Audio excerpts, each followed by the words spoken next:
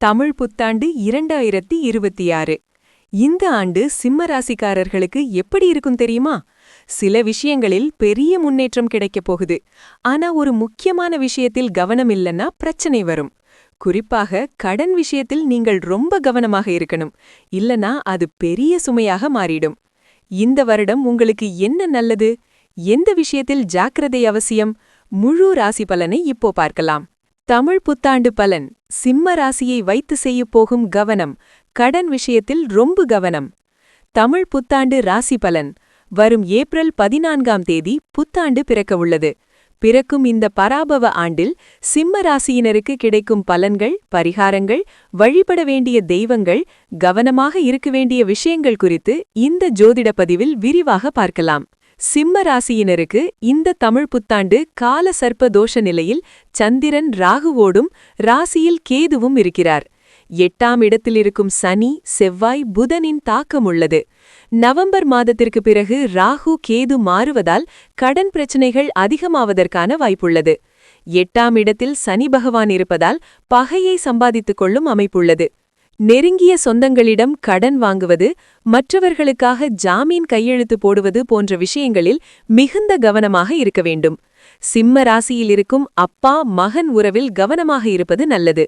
நிறைய சண்டைகள், கருத்து வேறுபாடுகள் அதிகமாவதற்கான வாய்ப்புகள், அதனால் பிரிவினை வருவதற்கான அமைப்புள்ளது. பிள்ளைகளுக்கு ஏற்றம். புதிதாக திருமணமானவர்கள் குடும்பத்தை புரிந்து கொண்டு நடந்து கொள்வது நல்லது. குடும்பத்தினருடன் இணக்கமாக செல்வது, அவர்களுடன் பிரச்சினைகளை பேசி தீர்ப்பது நன்மை பயக்கும்.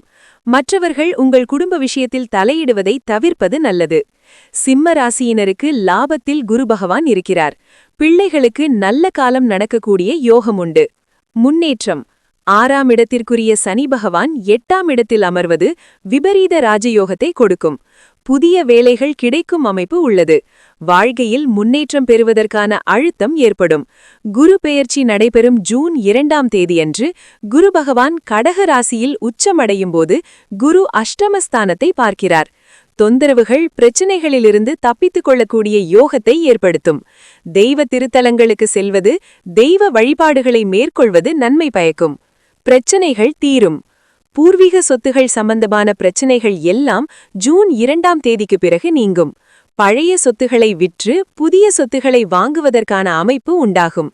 4க்கு உரிய செவ்வாய் 8ஆம் இடத்தில் இருப்பதால் தாயின் உடல்நிலையில் மிகுந்த கவனமாக இருக்க வேண்டும்.